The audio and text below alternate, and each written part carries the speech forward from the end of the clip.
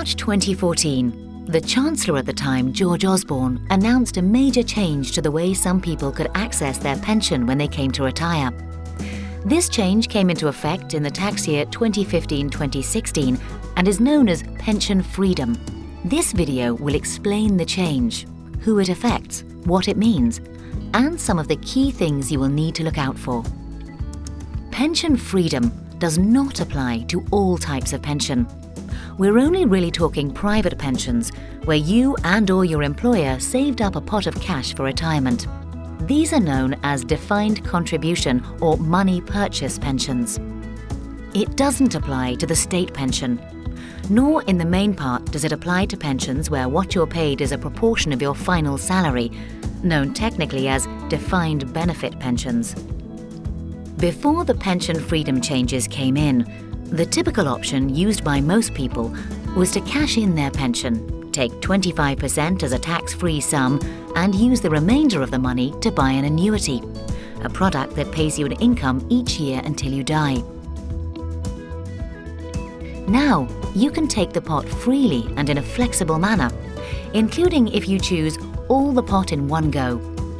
You should note, however, that you cannot do anything with the pension in terms of using the freedom rules until you have reached the age of 55. From that age, you can access your pension to help you in retirement. This includes withdrawing all the money in one go. However, this is rarely a good idea. First off, the new rules still only allow 25% of the pot to be taken as a tax-free sum. That means, should you take all the pot in one go, 75% will be taxed. Secondly, most people's pensions are to support their income needs in retirement, which could stretch over decades. So stripping all the money out early or in one go could mean not enough money in later retirement. What the pension freedom rules allow, if you're not going to take all your money in one go, are three basic options. Option 1 is to leave it invested in your pension for when you need it. It's important to understand in this case, whenever you withdraw sums, you get 25% of each lump sum you withdraw tax-free. For example, if you had £100,000 in your pension and took £10,000 out, you'd get £2,500 of it tax-free.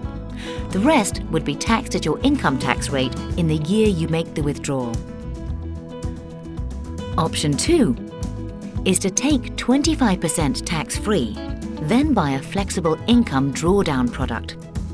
This is a product you buy that keeps the rest invested so it can still hopefully grow, but you can also use it to take income when needed. The tax here is different. You get the first 25% you withdraw tax-free, and then the rest is taxed when you take it, which could be useful if you're likely to be in a lower tax bracket once you're older. Option 3, which is the same as the main option before pension freedom rules were introduced, is to take 25% tax-free, then buy an annuity. This gives you a guaranteed income each year for the rest of your life. It is worth pointing out that you're not forced to do one thing. You can combine any of these options, and this may be a sensible way to proceed in many cases. These are the basics. If you are in a position either now or in the future where the pension freedom rules affect you, what do you need to be thinking about? The first thing to consider is that if you do not cash all your pension chips and you're not buying an annuity, then your pension, either fully or in part, is going to remain invested. Therefore, you need to consider where you should invest it, the risk on the money left in the pot, and the costs and charges you will incur. You have many choices with all these factors. Secondly, you will need to think about how much income you will need and when, what other income sources you have, and how you will be best accessing your pension. This can be a complicated estimate stretching over many years. In this regard, using a long-term income and expenditure forecast can be very beneficial. Third, you will need to consider your wider financial position, your health, and your future financial risks, such as living for a very long time. With all these factors, we have the experience and expertise to help you and to work through all the factors you will need to consider.